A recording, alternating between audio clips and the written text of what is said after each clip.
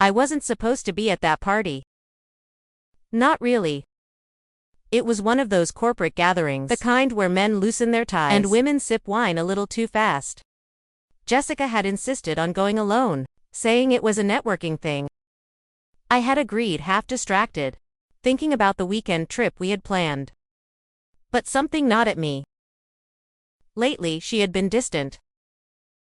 Smiling less. Keeping her phone close. I'd catch her staring into space, lost in thoughts she wouldn't share. We'd been together for 7 years, married for 4. I knew her rhythms, her habits. Something was off. So at the last minute, I went. The party was in full swing when I arrived.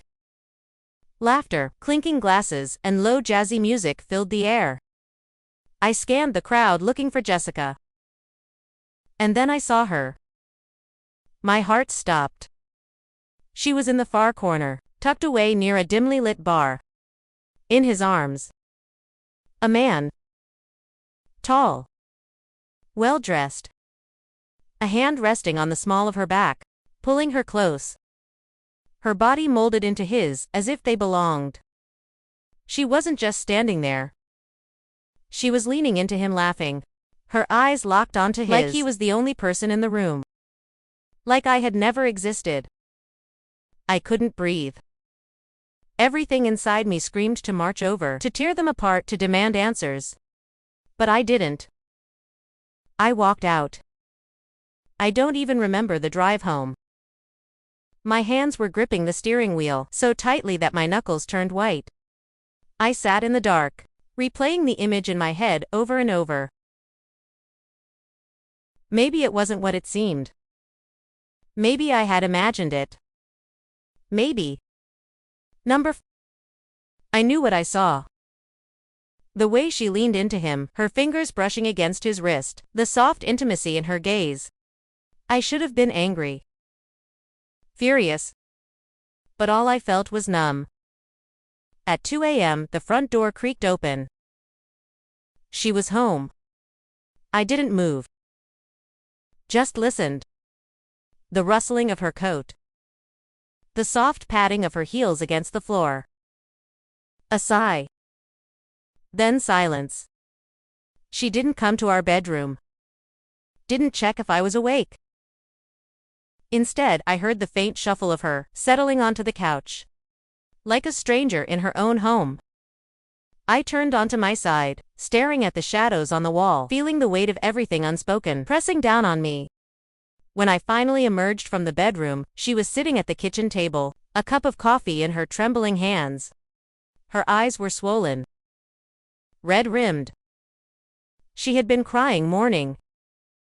I said, my voice flat. She flinched at the sound. Ethan. Her voice cracked. Please let me explain.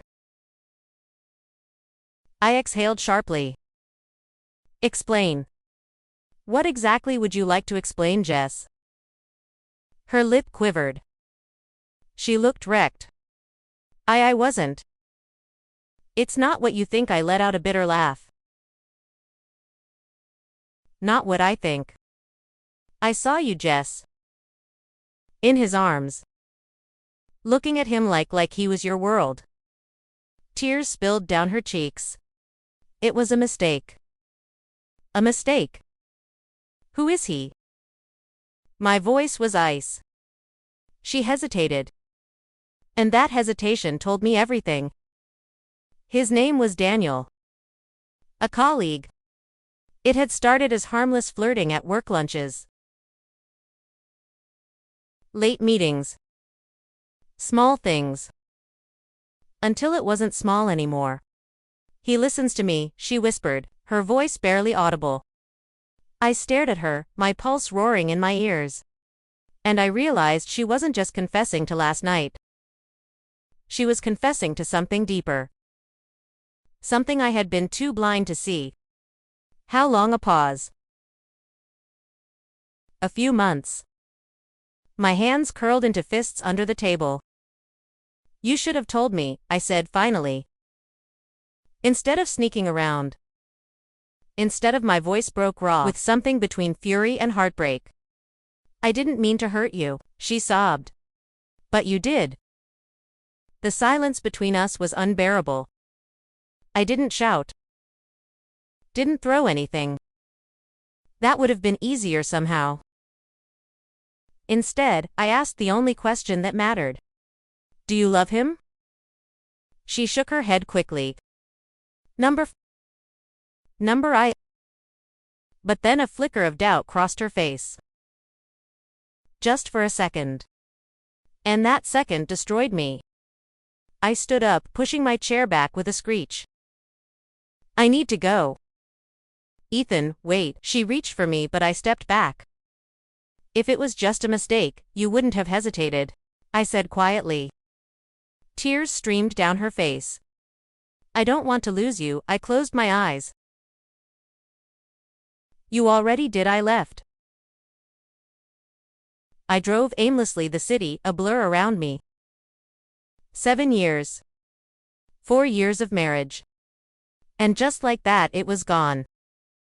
I stopped at a park we used to visit when we first started dating. I sat on a bench staring at an old oak tree where we had carved our initials. For the first time in hours, I let myself feel it. The betrayal. The pain. The weight of everything falling apart. But beneath it all, something else stirred. Relief. Because I deserved more than hesitation. I pulled out my phone, stared at our last photo together, smiling, happy, oblivious. Then with a deep breath, I deleted it. It was time to start over without her.